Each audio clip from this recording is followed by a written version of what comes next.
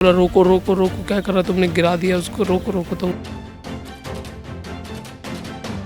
बैठने के बाद हमने उनसे पूछा भी ये सेफ़ तो है राइड वगैरह। उन्होंने बोला हाँ सब सेफ़ है, हम 18। उसने बोला मैं 18 साल से चला रहा हूँ, पकड़ के रखियो, पीछे रहियो और लटकियो मत उसमें। ये राइड चली 15 सेकंड, शायद ज़्यादा से ज़्यादा 15 सेकंड में वो गिर गई ऊपर से।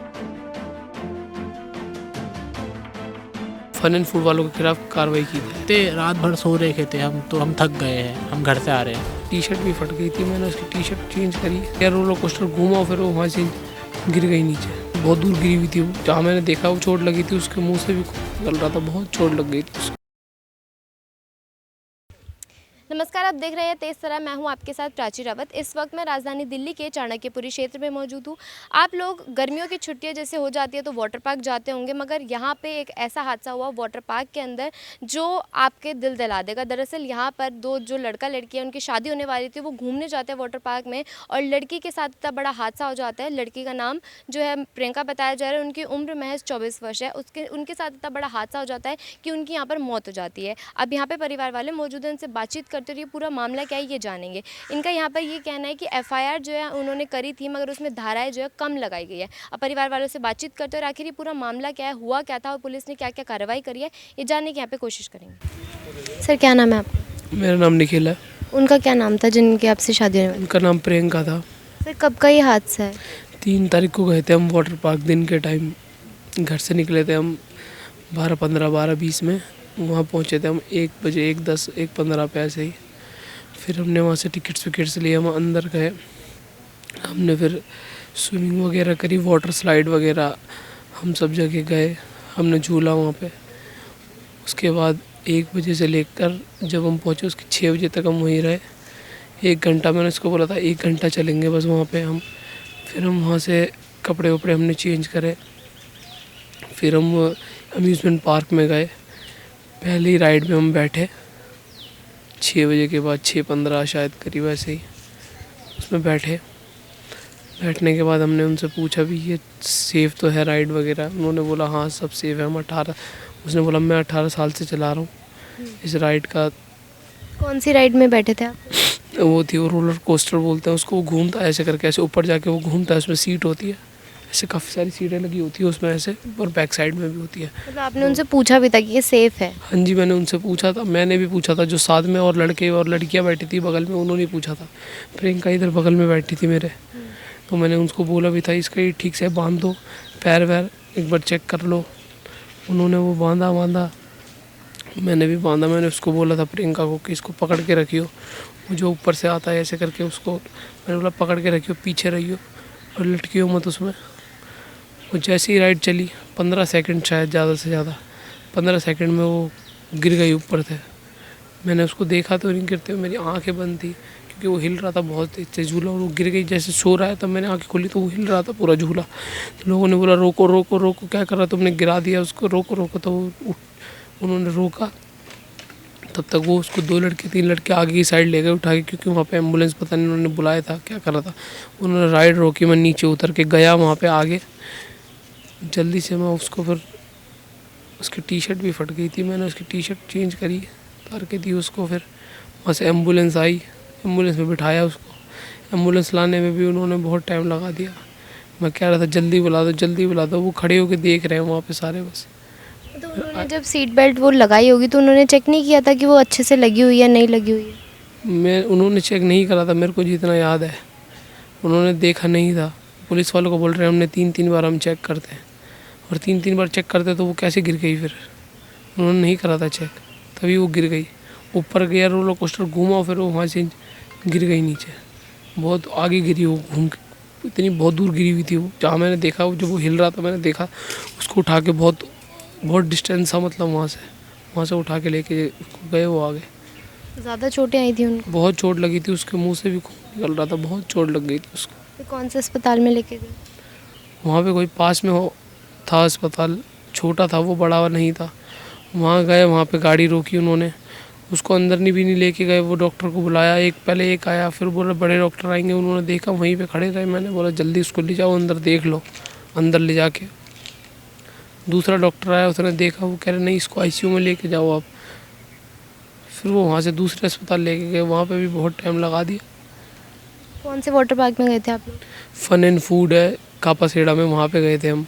तो उन्होंने अपनी तरफ से कोई ऐसे कोशिश नहीं की थी कि उनको हॉस्पिटल पहुंचाने की या कुछ फैसिलिटीज़ वगैरह आपको प्रोवाइड करी हो उसके बाद? नहीं, वो एम्बुलेंस पता नहीं उनकी थी वो शायद, या किसकी थी ये मुझे नहीं पता, लेकिन उसमें जो लेके गए थे वो वहीं के थे शायद। वो 2 लड़के मैंने उनके गले में वो देखा था फन एंड फूड का, वहीं के थे वो शायद।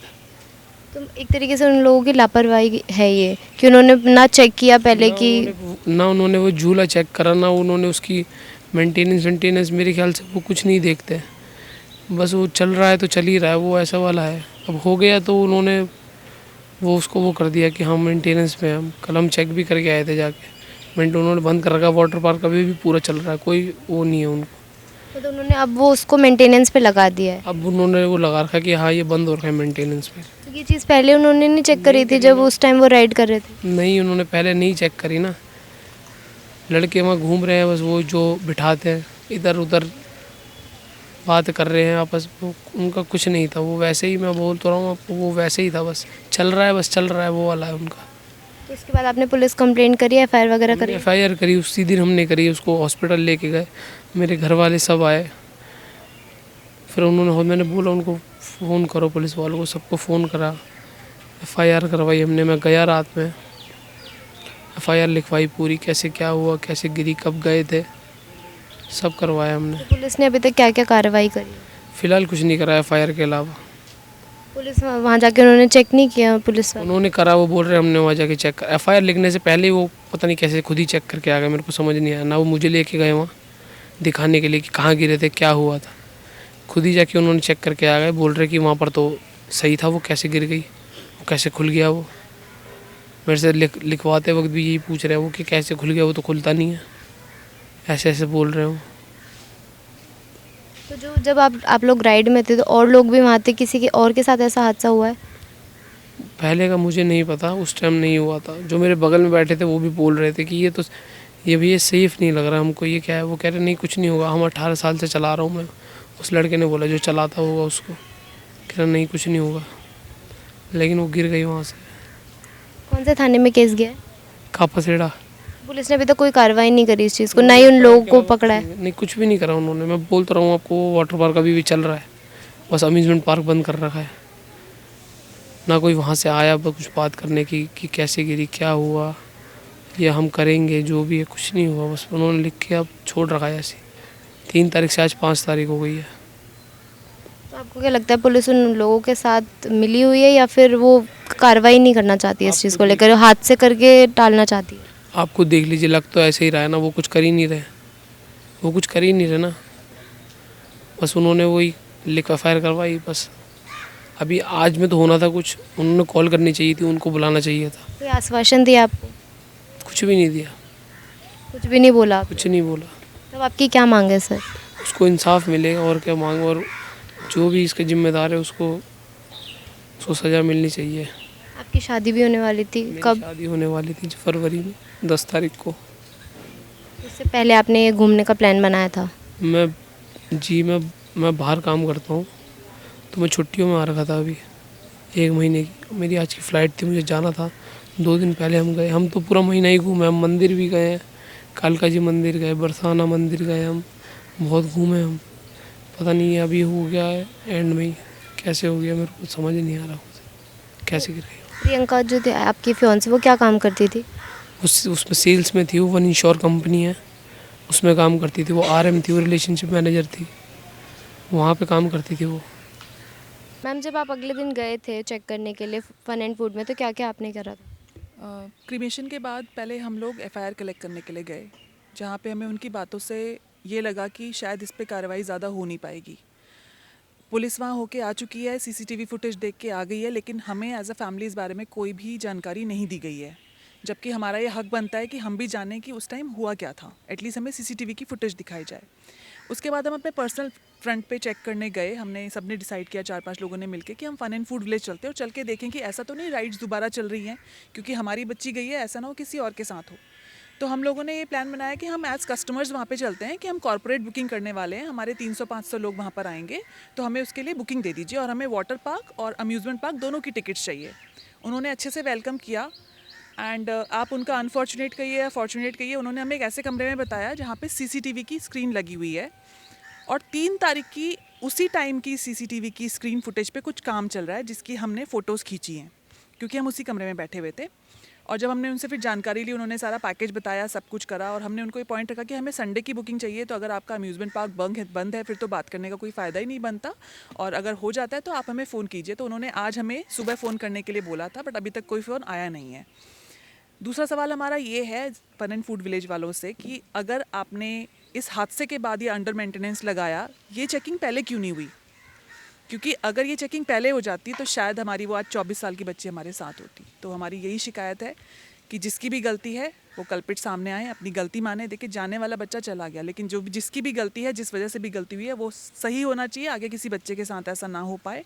और जिसकी भी गलती इसमें है, मेंटेनेंस वाली टीम की, पूरे फन एंड फूड्स के विलेज के ओनर की, जिनकी ये जिम्मेदारी बनती है, उनके खिलाफ सख्त कार्रवाई होनी चाहिए। ये हमारी गुहार है। तो अभी जो फन एंड फूड के ओनर है उनसे आपकी बातचीत नहीं हुई कि इतना बड़ा हादसा हो गया, एक लड़की की मौत हो गई, तो उन्होंने इसी चीज़ को आपसे बात करने की कोशिश नहीं करी? देखिए हम तो ये एक्सपेक्ट कर रहे थे कि अगर उनकी प्रेमाइसेस में एक्सीडेंट हुआ है तो उनके यहाँ से कोई ना कोई बंदा हमारे साथ 24 घंटे खड़ा रहेगा। लेकिन जब ये एक्सीडेंट हुआ, निखिल और प्रियंका को उन्होंने एम्बुलेंस में भरा। पहले वो एक पास के छोटे से हॉस्पिटल में ले गए, वहाँ उन्होंने बोल दिया कि आईसीयू में ले जाइए, यहाँ पे इलाज नहीं हो पाएगा। तो ये भाग करके गए हैं उसके बाद मणिपाल हॉस्पिटल में। मणिपाल हॉस्पिटल में इन बच्चों को उतार के वो एम्बुलेंस के लोग वहाँ पे चले गए वापस। तो अब आप ये बताइए कि अगर आपकी प्रेमाइसेस में कोई दुर्घटना हो, हमारे घर में ही किसी बच्चे को चोट लग जाती है, हम उसको घर वापस छोड़ने जाते हैं, हम पूरे टाइम खड़े होते हैं कि बच्चे का पूरा इलाज सही से होना चाहिए, पर वहाँ पे कोई फ़ोन नहीं है, कोई कनेक्ट नहीं है। एम्बुलेंस भी जो आई वो भी छोड़ करके चली गई। तो ये तो साफ साफ जाहिर है ना कि गलती मतलब उनकी लापरवाही भी एक तरीके से। उनकी पूरी लापरवाही है मैम, क्योंकि बेल्ट खुलना छोटी मोटी बात नहीं है। एक आप 24 साल का पूरा अडल्ट लगा लो, कितना बड़ा साइज़ होता है, उसकी सुरक्षा की एश्योरेंस नहीं है, तो फिर तो क्यों चला रहे ना ऐसा पार्क? हम बंद कर दीजिए, आप पार्क जान से ना खेले किसी की।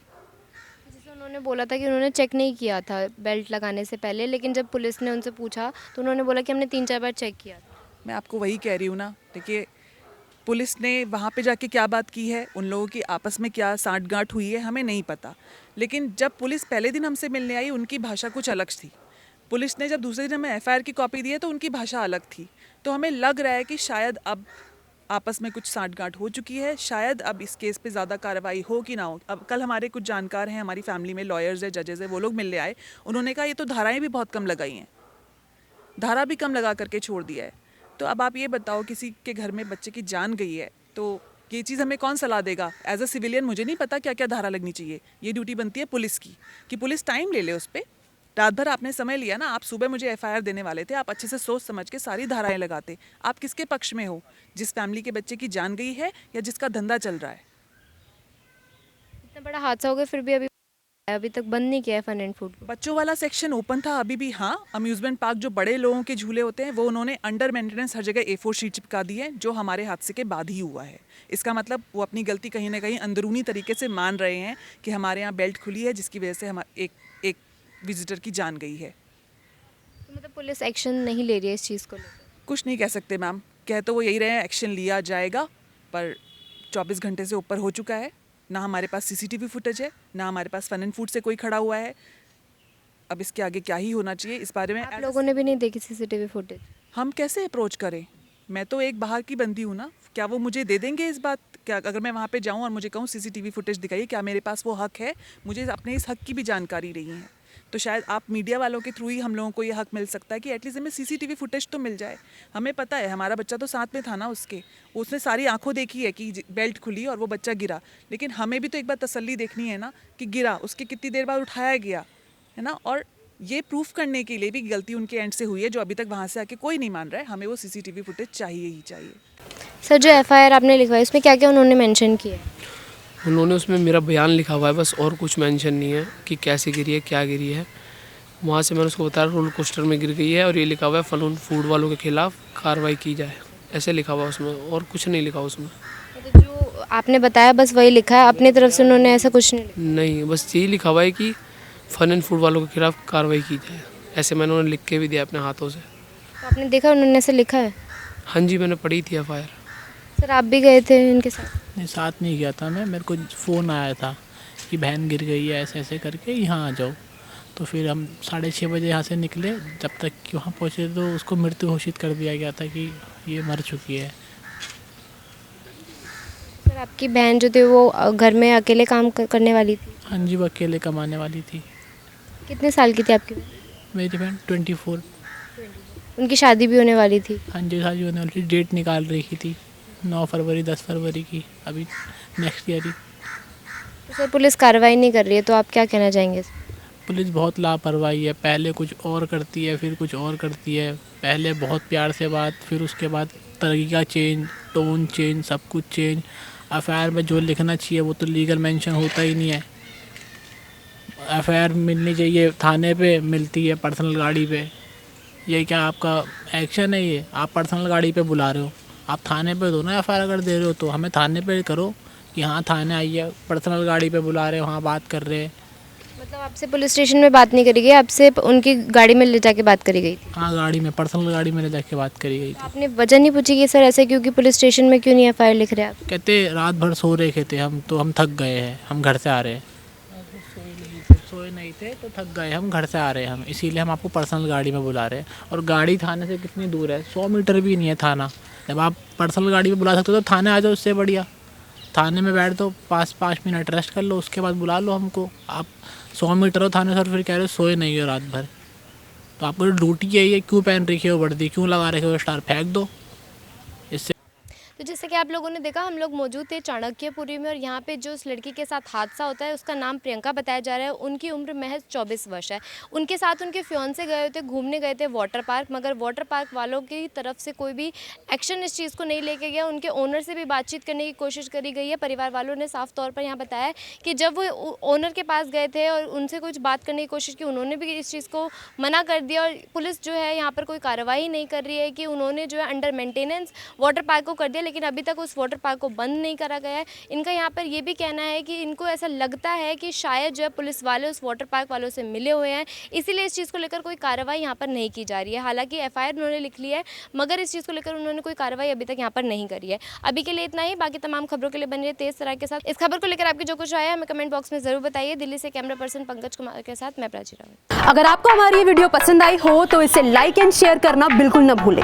इसके साथ ही हमारे चैनल को जरूर सब्सक्राइब करें और हाँ, बेल आइकन भी जरूर दबाएं ताकि दिल्ली से जुड़ी तमाम खबरों की नोटिफिकेशन सबसे पहले आप तक पहुंचे।